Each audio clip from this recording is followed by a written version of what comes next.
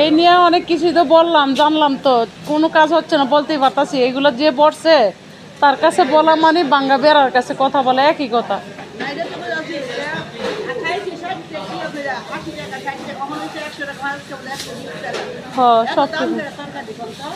এত দাম মানে আমার কিছু করার না, আমি বলতে পারবো। তবু তো মানে কমানোর জন্য তো আলোচনা করি, কোনো কাজ হয় না। লাইভে করি, ভিডিও বার্তা করি, দেখার সুযোগ দিই যেন কমায়। তো কি করবো না, আপনারা আমাকে দেখলে বলবেন বা সবাই দেখলে বলে আপা কিছু বলে, কিন্তু কিছু করেন নাই। আর যার কাছে যে লোকটা পড়ছে এর কাছে না বললে বাঙ্গা বেড়ার সাথে কথা বললেও বা কাজ হবে, এই নিয়ে ওনার মাথা ব্যথা নাই, বুঝতে পারছেন? যে ব্যক্তি প্রতিবন্ধী ভাতা বন্ধ করে দিতে পারে তার ভিতরে কতটুকু মানবতা থাকতে পারে?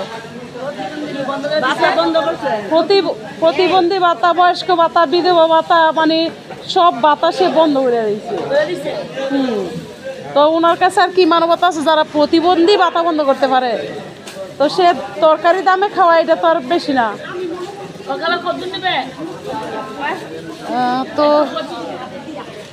দেখার সুযোগ দিলাম ভাইয়েরা, যে আসলেই দেখলেই বোনেরা বলে যে আপা কিছু বলেন, এত দাম কেন? তো আমরা যতটুকু বলার বলি, কি করার আছে। তো বনি কমায়, এই সময়ের ভিতরে তো দাম কমার কথা, কারণ এখন তো তরকারির সিজন, আরো বাড়তি, আরো তরকারি বলে আরো দে নাই, এই যে বলতেছে একজন। তো কি আর বলবো, আস্তে আস্তে 1 মিনিট।